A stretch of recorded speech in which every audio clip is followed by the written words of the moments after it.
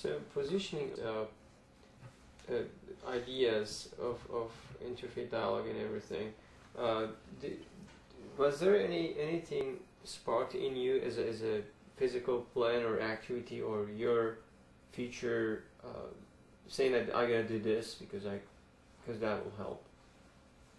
Anything sparkled the trip? I think the trip to Turkey sparked in me the desire to not have interfaith dialogue be something that I do because that's what I do as a person. I mean, obviously, I think it's been always, given my background, it has been very important to me as a person. But I think what the trip sparked for me, that I was asked to go to Turkey as a religious leader.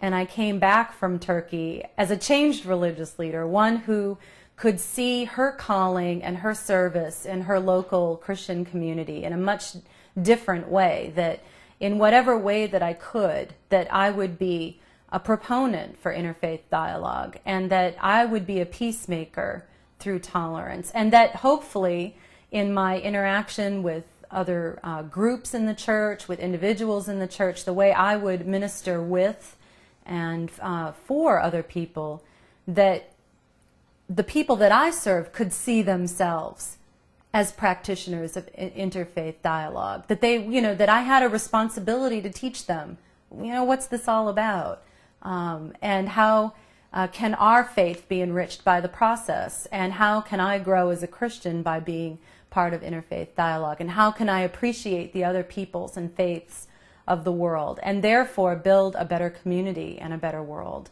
I definitely now see that as something that I'm not going to let go. I'm going to keep doing that. So would you consider revisiting Turkey, or would you advise it to other people?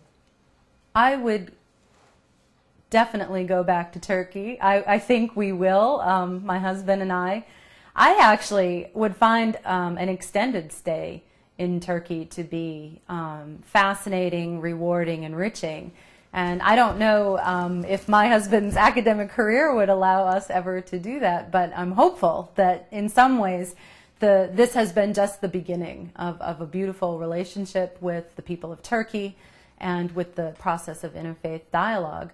I would certainly advocate anyone experiencing this encounter with Turkey and the Turkish people through IID, and would promote that in ways that I can through my ministry, and would definitely encourage people to get involved and to open themselves up to the possibility of their lives being transformed by this experience.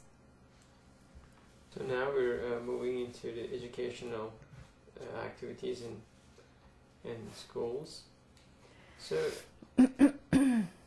have you heard about Fethullah Gulen before, or did you read anything before the trip?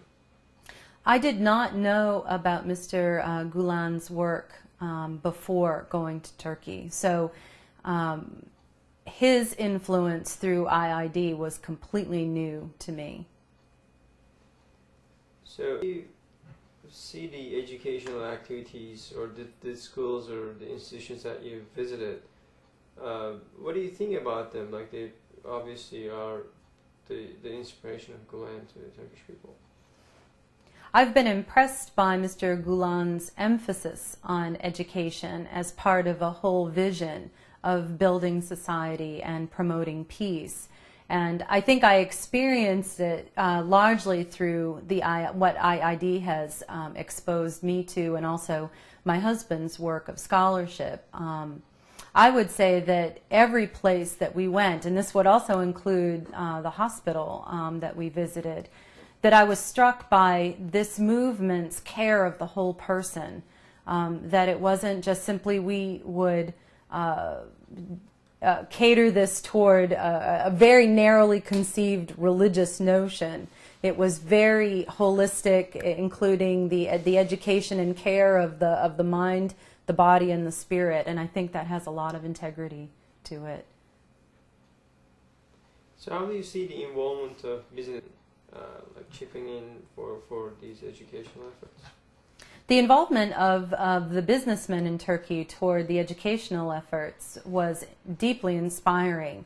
Again, it was an understanding that ordinary people have a calling to enrich their society and to invite other people into that experience. And that again, is a holistic pursuit.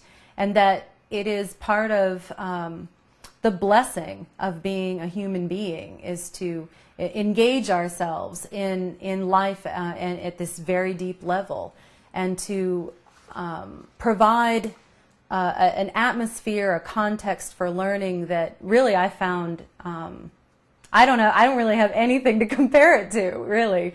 It was deeply moving to be in those schools and to be in the hospital and to see how businessmen have I think a deeper, broader understanding of what it means to contribute to society, to the world, and that these themselves are a way of creating connections among people and transforming the world one person at a time. What do you think of all these efforts and activities in terms of are they succeeding or not? Like, and if you think that way, what is your source of understanding? How do you evaluate all the efforts of education? It would appear to me, on the introduction I had to these experiments and these encounters in education, and also the healthcare, that these experiments, these experiences are working. They are successful. Certainly, we saw the enthusiasm of the teachers, the administrators, the students. We saw the pride of the businessmen that were helping create partnerships so that these educational institutions and hospitals could come into being. I would feel that they obviously, because these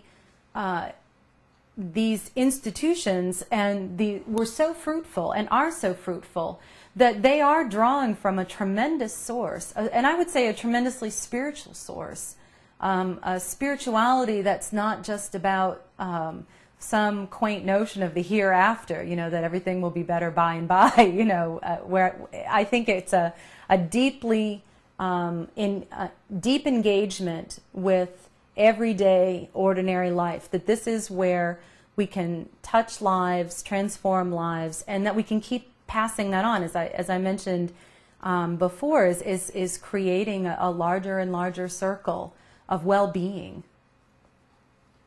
So I have a specific question. You said you've seen things different as a woman pastor. We've encountered some, like we've seen, or you've seen probably different schools or hospitals. You've seen women teachers, women directors. So we've seen in the hospital. What do you see of the women's involvement in the Gulen movement? Because there are accusations to Islam in general about hiding women from something. Right. My experience of the women that I met was that they were deeply engaged in their process of contributing to this wider vision of spiritual and holistic well-being. And that was the perspective I received, whether the woman had chosen to lead a life raising children at home, or as a director, some of these directors of the hospitals or teachers at these other religious institutions, these educational institutions, that these women were making choices for themselves about how they wanted to live out their life, their faith, and that there was an appreciation for all of those ways. And I think it would be a mistake to say that women are somehow not contributing to this movement. I think it would be an underestimating and a discounting of some of the meaningful ways that women have entered into this process. In one of the previous questions, I mentioned how, as an American woman, I was very much struck by the family life